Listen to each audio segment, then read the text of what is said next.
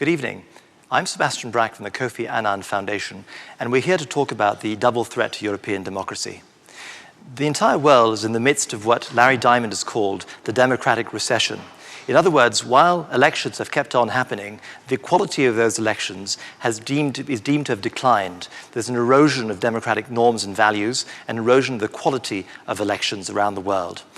According to the VDEM Institute at the University of Gothenburg, 89 countries have slid further backwards during the pandemic. In other words, the pandemic has exacerbated and probably accelerated this democratic recession. And I'm afraid these phenomena apply not only to countries which are fledgling democracies, but also to some established democracies.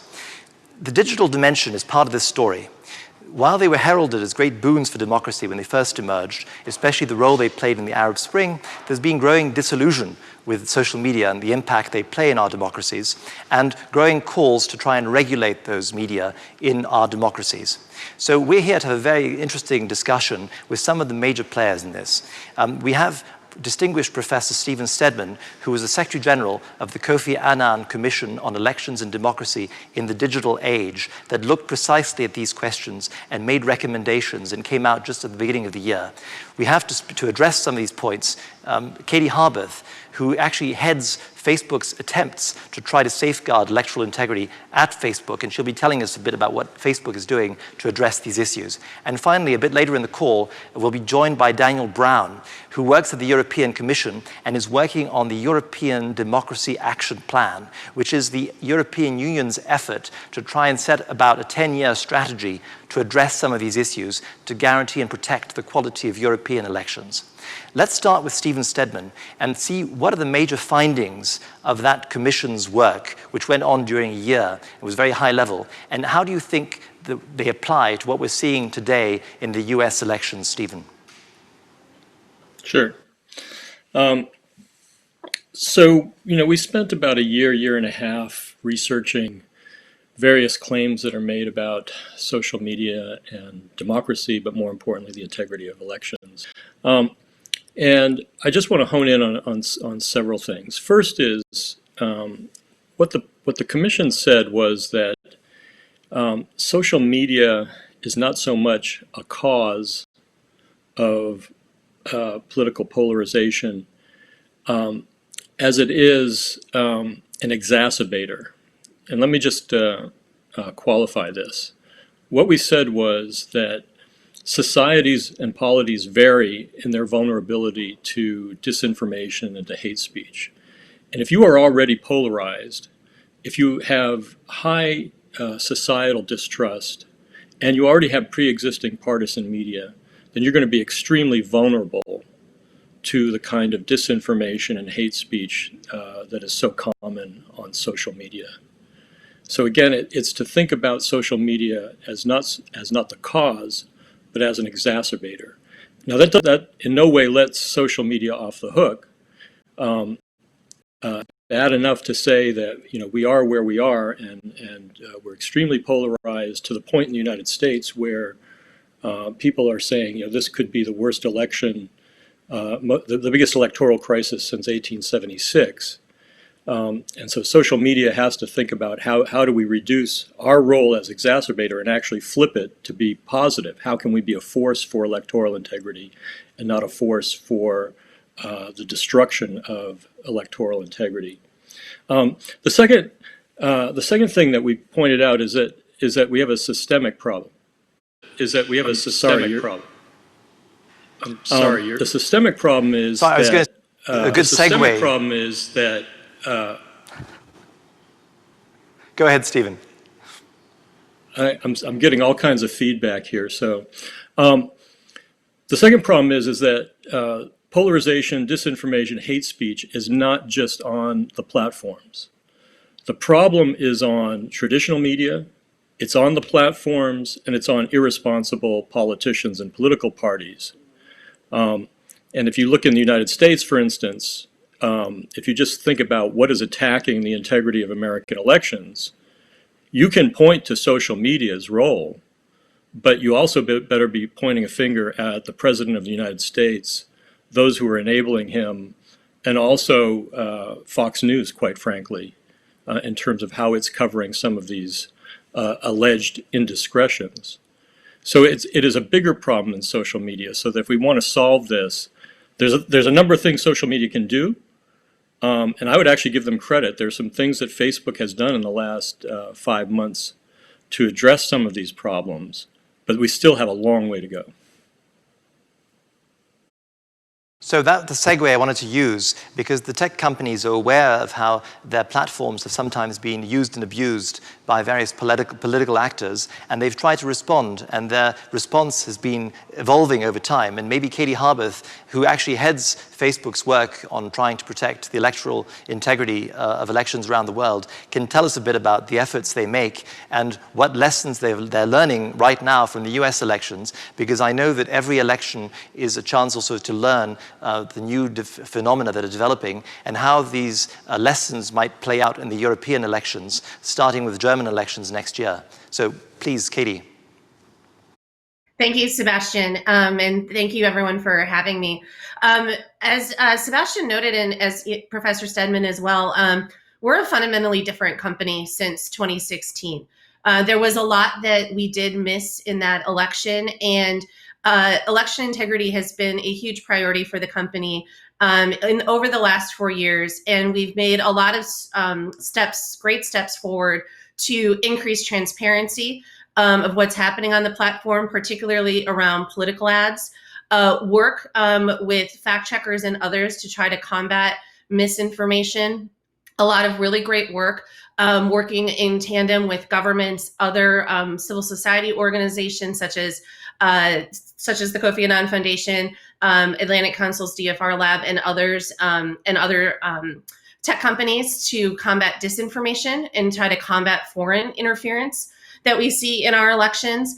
And we're also trying to do a lot of work to make sure that people are informed voters and have the right information that they need in order to vote. There are a lot of steps in the United States that people need to go through to register to vote. And then every single state, and even down to the county level, has different processes and procedures that people need to follow. And so we are working closely with secretaries of state to make sure that people have that accurate information. And as you mentioned, Sebastian, we have been doing this work in elections around the world.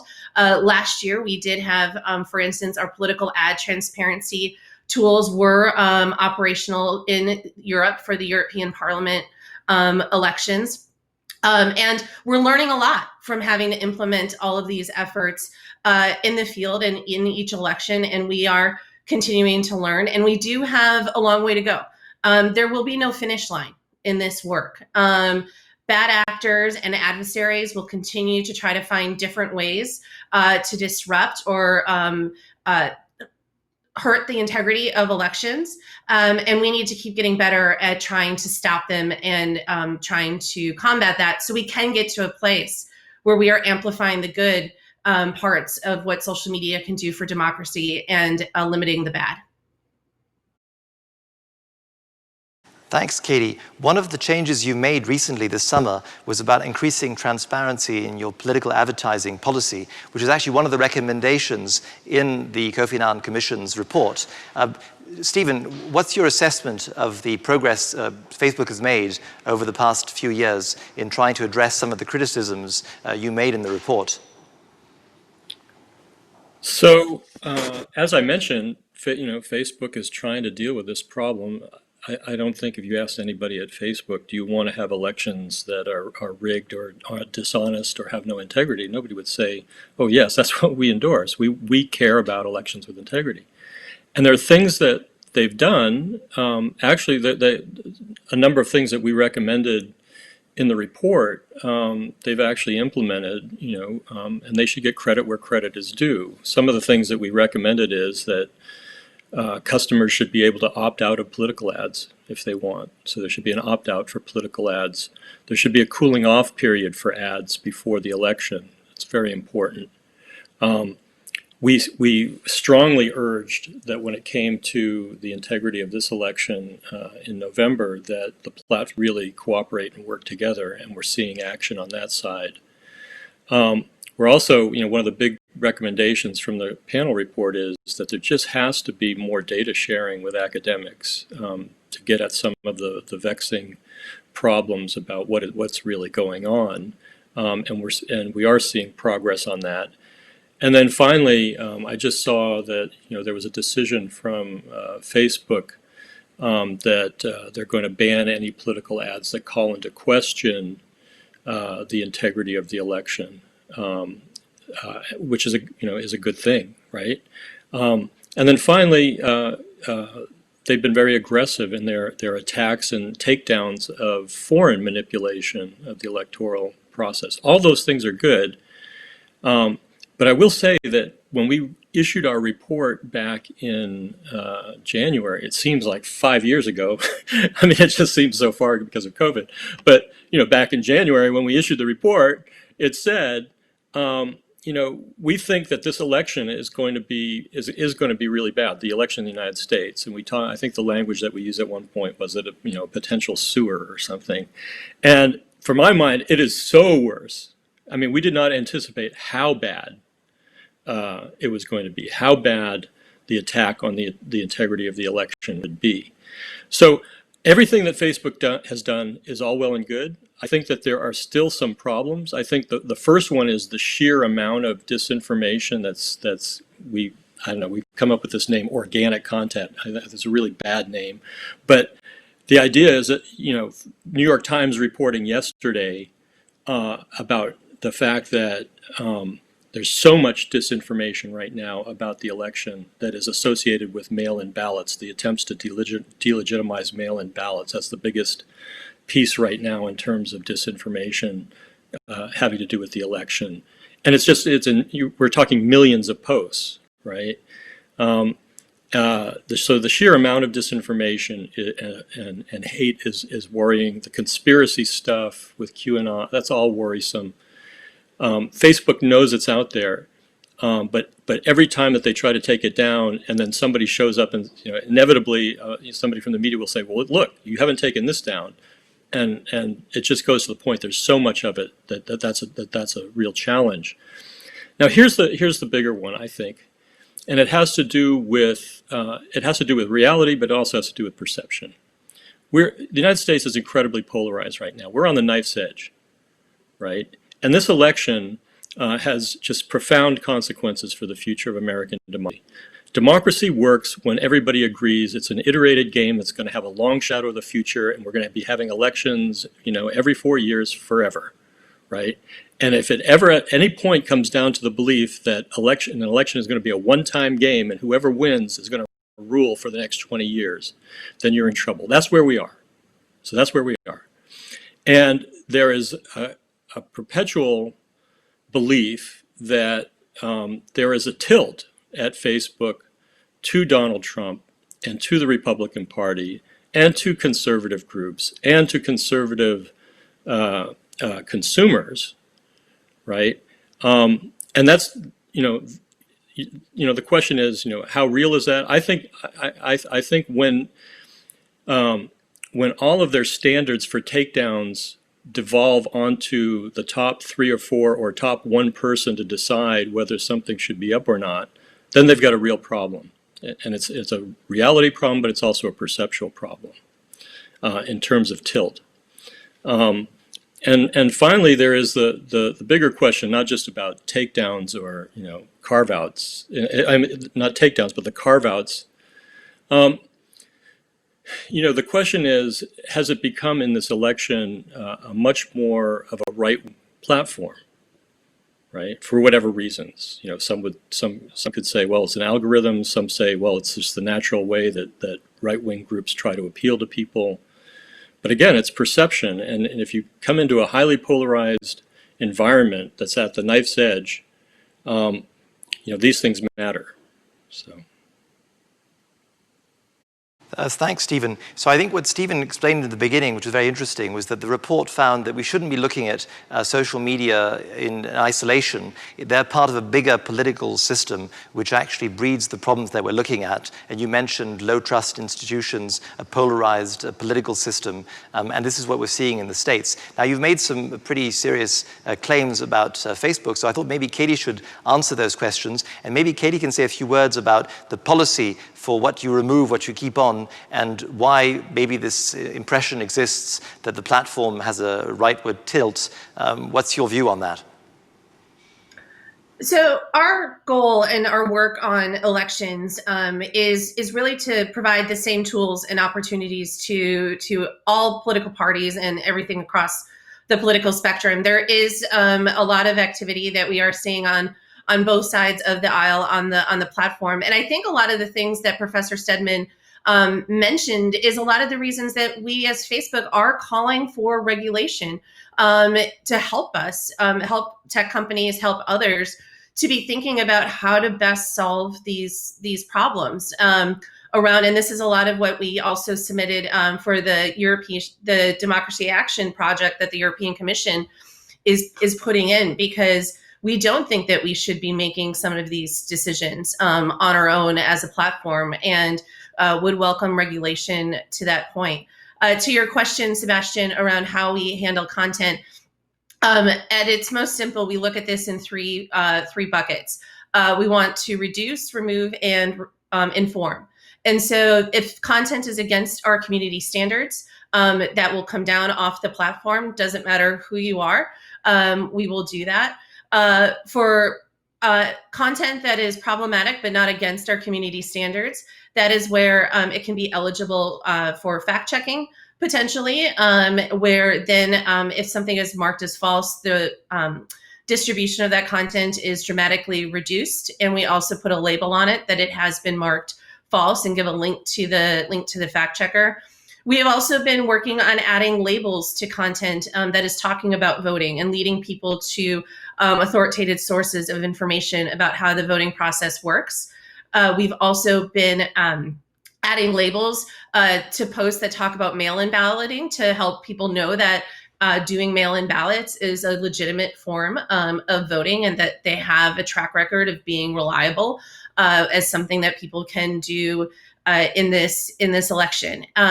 This has been evolving incredibly fast. Professor Stedman mentioned about how January feels like so long ago and very different. And so we are trying to rapidly evolve and looking at what are the best steps to be taking and trying to combat this. And I think that it's going to be very important for all of us to be continuing to have these conversations after the election, and after we look at the different decisions that different tech companies made, and what are changes that we need to be looking to be making to be ready for elections are not stopping. Like you mentioned, Sebastian, we have Germany next year. 2022 will be a big year with the Philippines, France, Kenya, I believe, has elections that year. And then 2024 is just going to be a huge year across the world in terms of elections. And so we really need to continue to work together and continue to think about how to continue to improve not only our own platform,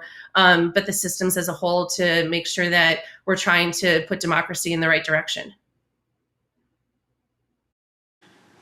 Thanks a lot, Katie. One of the big fears generated by the American elections was going to be the scale and extent of foreign interference. And can you maybe give us already a preliminary viewpoint from Facebook and the analytics you do? To what extent is that fear panning out in these elections?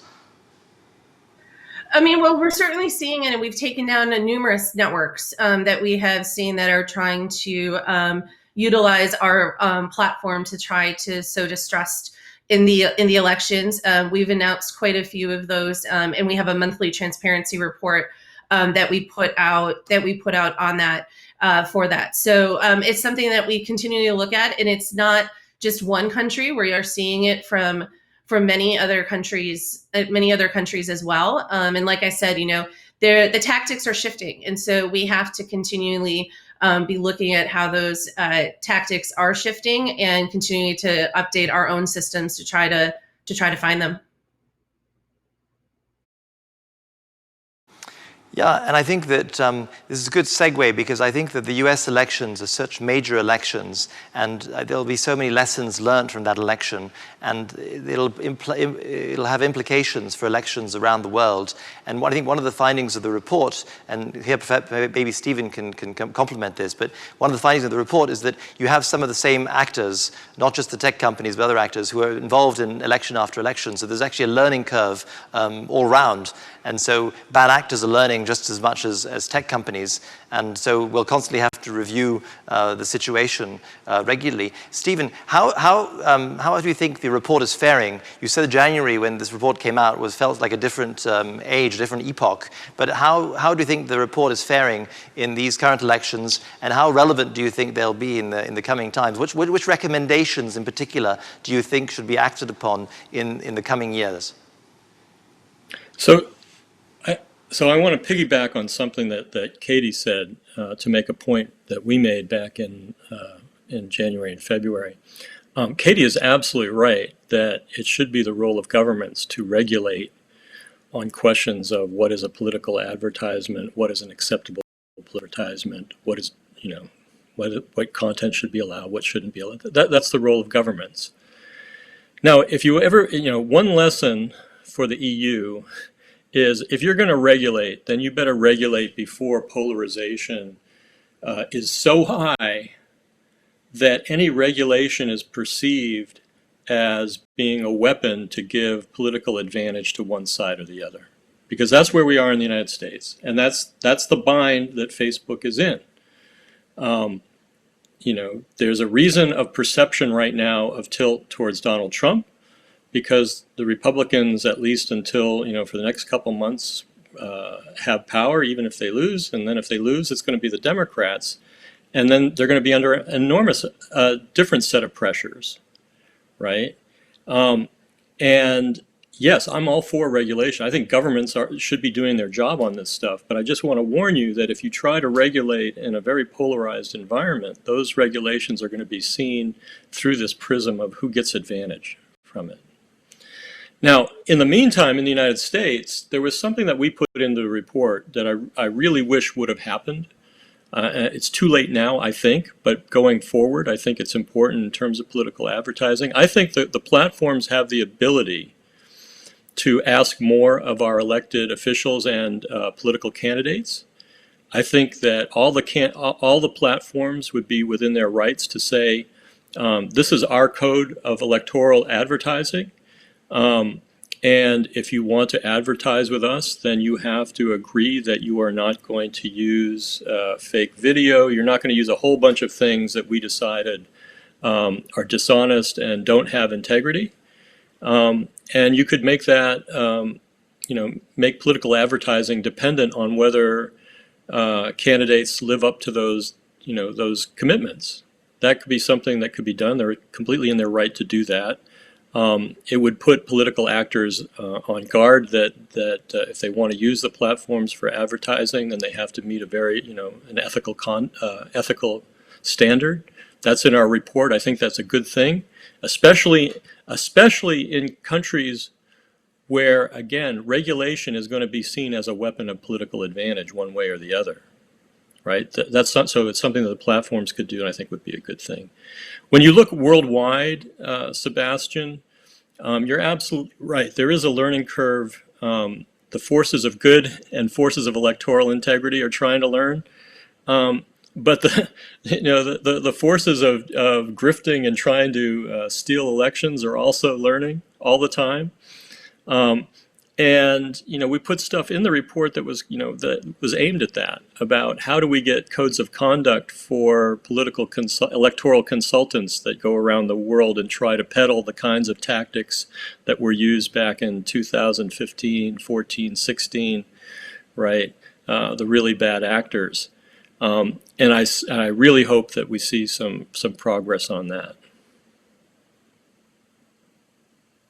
Thanks, Stephen. I think this is very interesting because I think a lot of the public discourse now focuses on social media as being the key problem. But I think what the report does, what you're saying today, is there are many players and you're trying to put responsibility where it's due with the political actors, the political consultants, the polarized media, who are all part of this issue. And we can't expect tech companies alone to fix the fundamental issues and challenges in our democracies. They, of course, have a role to play, but it's going to be a much more collective effort if it's got any chance of succeeding. Katie, do you feel that too, that you've been kind of scapegoated as kind of the key problem when in fact you're part of a much bigger ecosystem? Has that been a concern of yours? Well, I think, we have a lot of responsibility, and we take that responsibility seriously, and we should be criticized and held to account for the work that we are doing. We absolutely believe that, but we also do know that we need to be working together across the board with government, civil society, and our fellow tech companies, other media, et cetera, in trying to solve these problems. Let's be joined by Daniel Brown from the European Union Commission. He's going to join us, I think, hopefully anytime soon. But perhaps we can already pivot to the European context. You said you were very much involved in the last European parliamentary elections. What are some of the challenges you faced? What are some of the key challenges you think that European democracies face, and particularly in the digital space? One example that we definitely found that was a bit of a challenge was thinking about both defining foreign interference and also our political ads platform. Part of what we require for political and issue ads is that people get authorized, and then they can only run ads to the people in that country, in the country that they are in. That poses problems when you have something like the European Union with many countries that are a part of it, and each member state has their own laws that they need to follow for the elections. Some have different rules around where they allow foreign funding to be a part of elections or not. And so we did not allow what we called cross-border advertising for the most part. We did end up making some exceptions for pan-European organizations such as the Commission and political parties that were across the Union. But I think that this is going to be an important thing for the Commission and member states to consider about how do they think about that if somebody in, let's say, France is wanting to run ads into Germany or any of the other countries. Are people okay with that? And can we update the rules and regulations to help have clearer rules of the road of what is or is not allowed there? Thanks, Katie. So I'm informed that Mr. Brown will be joining us actually in a few seconds now, and that's a question I think we should ask him directly. Of course, the European Union is an organization of 28, soon to be 27 states with different political systems, and of course that's the perennial challenge to try and come up with this. But I suppose that there's a mismatch because Facebook is a global platform, and European citizens are using it across borders, and of course each country has its own regulations on democracy, some being much more robust than others. So that's a perennial challenge for the Commission. Now the Commission has been, as I said earlier in the introduction, has been working on a democracy action plan which will set its priorities for the coming 10 years. It will have massive institutional, regulatory and financial implications. And it began with a massive consultation of citizenry, but also key players, and I think Facebook was also involved in the consultations to try to understand what the key concerns are, to make sure that the intergovernmental response is also in tune with social and political concerns by citizens, but also key stakeholders in electoral processes. And Mr. Brown, in fact, has been the official working on this exact tool, and he said that today he would share some of the preliminary findings of the massive consultations that were done, which will come out officially towards the end of the year. And given the importance of Europe in the democratic world, I think it's going to be an important milestone, not just for Europe. Mr. Brown, thank you for joining us. Thank you for having me. Can you hear me? I'm very sorry to be late for the panel, but I was discussing European democracy with my vice president. I couldn't leave earlier. Thank you for having me. I must say that's an excellent excuse that I can't quibble with. So you've joined another conversation about democracy in Europe here. We had a few pointed questions from Katie Harbath, who's the Director of Public Policy, who works on elections at Facebook, who was discussing her problems dealing with cross-country political advertising and the challenges that Facebook faces in Europe regarding regulation. And earlier on, Katie had also talked about Facebook's desire for clearer regulation by state actors in order to clarify things for her company. But perhaps you could start us off by giving us a few insights into this major consultation that you've undertaken across Europe to understand the challenges to democracy as seen by Europe's citizens and stakeholders, and then maybe answer some of these questions by Katie. Okay, I mean, maybe I start with what the public consultation was about and why we launched it. So the basic starting point is that if participation of citizens in public life is to be meaningful and effective, if democracy is to be real, people must be able to form their opinions free of from interference, where media and civil society can play their parts and ensure checks and balances. And that was where the questions were aiming at, how to uphold these values. So the European Democracy Action Plan will counter, disinformation, adapt to evolving threats and manipulations, and support free and independent media. The public consultation ran over summer. We had the deadline until mid-September, so we just assessed the over 300 inputs. We're currently in the process of, carefully analyzing the results to ensure that all voices are heard. But I'm happy to allude to some preliminary findings. So first of all, for political, there seems to be strong support among respondents for restrictions on micro-targeting criteria, for public disclosure of criteria, for any profiling of this sort. And most respondents also agreed that similar rules should apply for online as they apply offline in the political context to ensure a level playing field. Now, on the part of the journalist, I can be briefer because I understand that's not the focus of this panel, but it's certainly an area of concern for a large majority of respondents, and how to ensure the safety and security of journalists. And as an example, there's quite a lot of demand for us to do something against strategic lawsuits against public participations, the so-called SLAPs.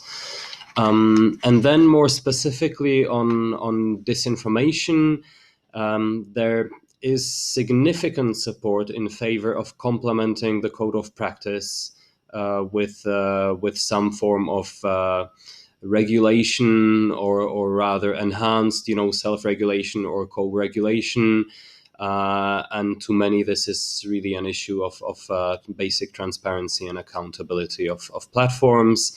There is, as an example, I can give broad support for increased transparency with regard to misleading content through labels, sharing alerts, exposure notifications.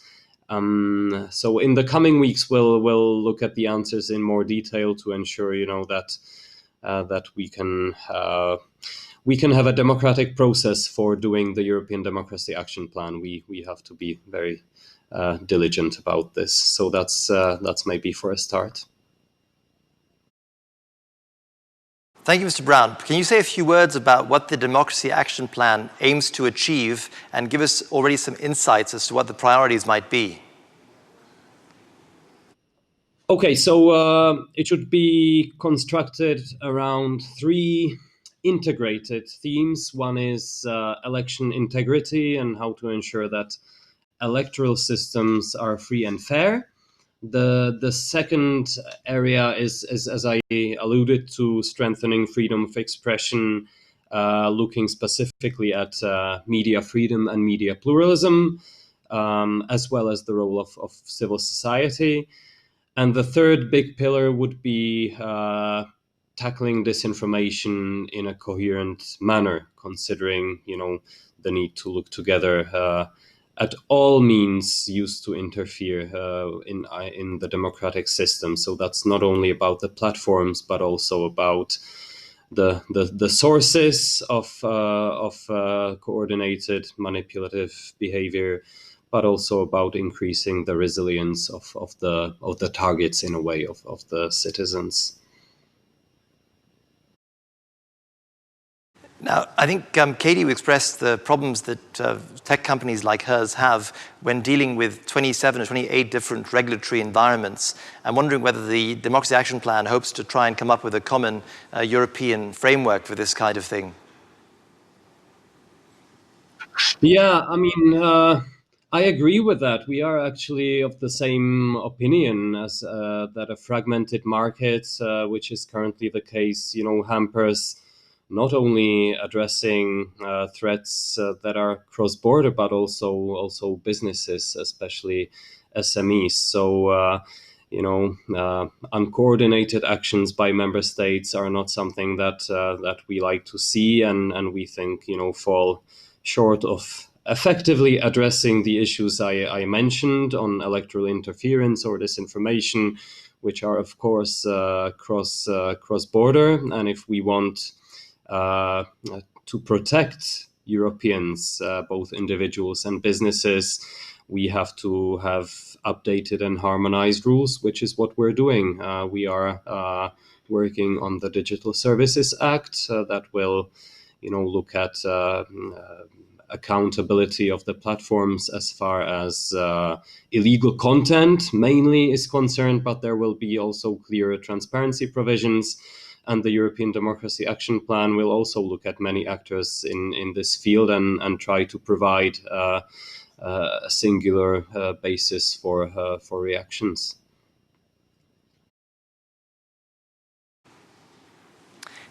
Stephen, we have here Professor Stedman, who is the Secretary General for of the Kofi Annan Commission on Elections and Democracy in the Digital Age. Do you have any questions you want to address to Mr. Brown based on the Commission's findings and insights? I guess just one question, Daniel, is in this action plan, is this going to have implications for how the EU thinks about democracy assistance around the world, especially in terms of its support for elections with integrity in the rest of the world?